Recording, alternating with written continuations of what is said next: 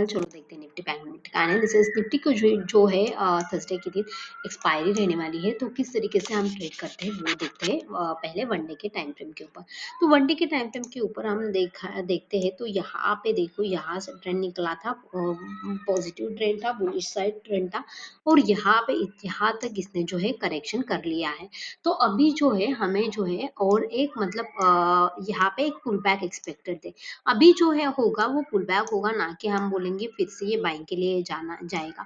अगर इसको बाइंग के लिए जाना होता तो ये इतना करेक्शन नहीं होता, या इसी लेवल से ये मुड़ जाता। तो जिस तरीके से मार्केट है, तो थोड़ा सा ये थोड़े दिन के लिए ये जो है सेलिंग के मार्केट है।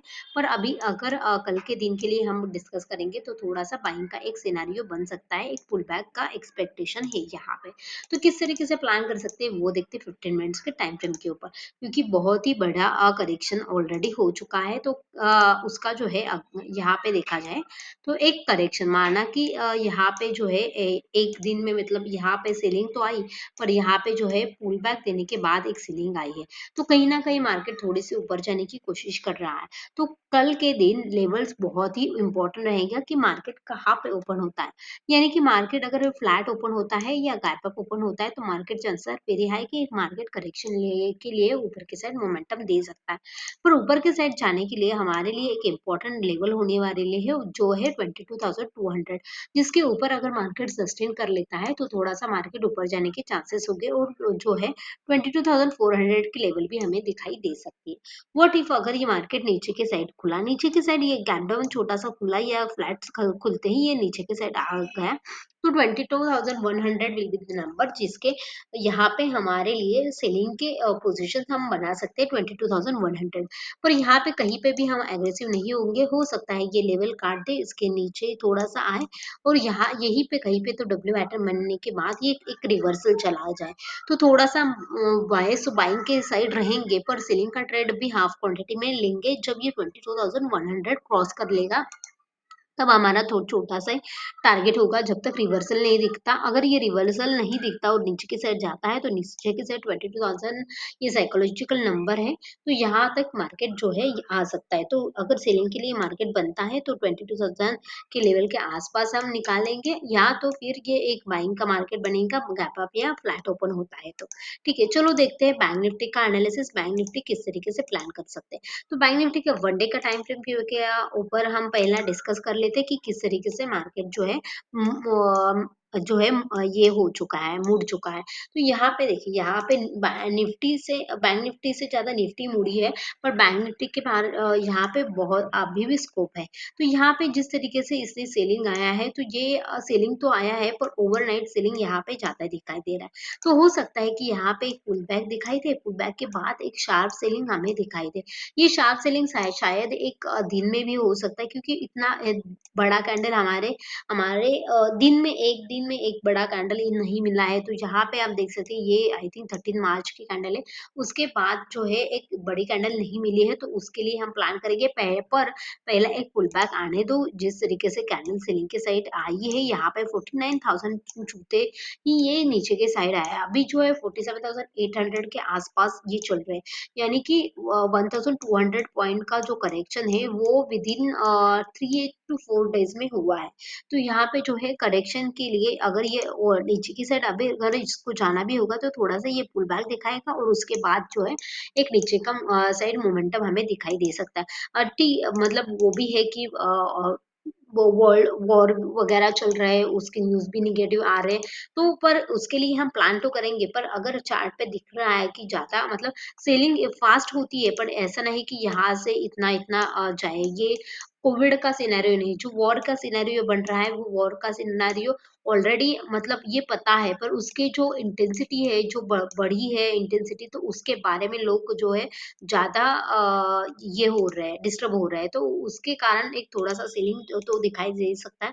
पर जो है मार्केट चालू होते समय मतलब मार्केट में नहीं न्यूज आ रहे, ओवरनाइट न्यूज आ रहे हैं यूएस मार्केट में, उसका यहाँ ये दिख रहा है, इम्पैक्ट दिख रहा है। उसके बाद में यूएस मार्केट में इम्पैक्ट के कारण हमारे जो है ओवरनाइट पोजीशन बदल रही है। तो यहाँ पे किस तरीके से प्लान कर सकते हैं वो देखते हैं 15 मिनट्स का टाइम फ्रेम के ऊपर, कि हम कहाँ पे एक ये कर सकते हैं। ठीक है, प्लान कर सकते हैं। तो यहाँ पे 47,598 लेवल तो छुआ है। हालाँकि हमें जो है क्लोजिंग 48,000 47,500 के नीचे मिले हैं। तो 47,500 हमारे लिए बहुत ही इम्पोर्टेंट लेवल रहने वाली है। तो अगर 47,500 के ऊपर ये क्लोजिंग देना शुरू कर देता है, या तो ये हाई के बारे में मतलब ये हाई तो शायद ये 47,000 एक लेट मी चेक 47,573। हाँ, तो 573 70 या इसके पास अगर ये लेवल निकाल लेता है और और यहाँ पे भी मतलब 47,500 लेवल भी निकाल लेता है तो भी हमारे लिए बहुत ही अच्छा रहेगा। एक अच्छा सा ट्रेंड मतलब निफ्टी के कंपैरिजन में बैंक निफ्टी में एक अच्छा हमारे लिए रैली दिखाई दे सकती है। अगर ये 47,500 निकाल लेता है तो ऊपर के साइड एक गैप पेंडिंग है 47,800 के पास आसपास। तो ये हम हमारे लिए इम्पोर्टेंट रहेगा, ये लेवल आ सकती है। व्हाट इफ अगर ये फ्लैट ओपन होने के या गैप डाउन ओपन हो छोटा सा गैप डाउन होने के ओपन होने के बाद नीचे के साइड जाता है, तो नीचे की side 47,400 will be the number जिसके नीचे हमें जो है सेलिंग का सिनेरियो बनाया हुआ दिखाई दे सकता है। क्योंकि यहाँ पे जिस तरीके से इसने सपोर्ट लिया है, तो उस तरीके से देखा जाए तो इसके नीचे मार्केट आने की कोशिश कर रहा था पर इसके नीचे क्लोजिंग नहीं दे रहा था।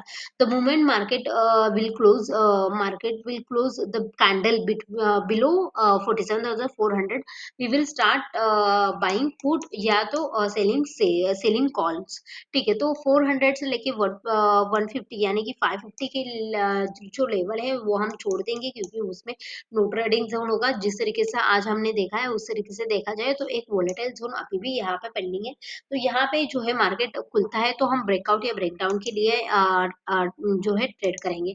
ये जो ब्रेकआउट हमें दिखाई दे रहा है तो ये जो है ब्रेकआउट लास्ट मोमेंट में आया है तो इसको कंसिडर नहीं करेंगे। क्योंकि अगर ये इसके पहले मतलब 130 या 230 के आसपास आता तो एक अच्छा खासा ब्रेकआउट हमें दिखाई देता और अच्छे कैसे कैंडल के साथ ये ऊपर जाने की कोशिश भी करता। पर ये जो लास्ट मोमेंटम में हुआ है तो इसको कंसिडर हम नहीं करेंगे। ठीक है, तो ये हुए लेवल्स 400 से लेके 150 तक हम छोड़ देंगे और उसके ये कहाँ पे ब्रेकआउट या ब्रेकडाउन देता है उसके ऊपर हम जो है डिस्कस करेंगे और उस लेवल के लिए हम टारगेट रखेंगे। ठीक है, व्हाट इफ अगर ये गैप डाउन खुलता है तो गैप डाउन कहाँ पे खुलता है वो हमारे लिए इम्पोर्टेंट हो सकता है। हो सकता है कि गैप डाउन खुलने के बाद ये और भी नीचे जाए और उसके बाद एक डब्ल्यू पैटर्न बनने के बाद ऊपर एज की साइड आए। तो बाइंग के साइड थोड़ा-सा हम बायस होंगे पर अब बाइंग के साइड तभी हम जाएँगे जब प्राइस एक्शन उसके फेवर में हो जाए। तो जब तक प्राइस एक्शन फेवर में नहीं बनती तब तक हम बाइंग के लिए नहीं जाएँगे। वो लेवल हम ध्यान में रखेंगे। या तो गैप डाउन बड़ा गैप डाउन खुलने के बाद पॉजिटिव प्राइस एक्शन दिखाने देनी चाहिए या तो इसको 550 लेवल के को ओवरनाइट या तो खुलने के बाद इसको क्रॉस करनी चाहिए तब भी हम बाइंग के साइड जाएँगे। ठीक है, so that's it for today's guys. आपको ये वीडियो कैसा लगा वो कमेंट बॉक्स में ज़रूर बताना, लाइक करना, शेयर करना, सब्सक्राइब करना। Thanks for watching, bye bye.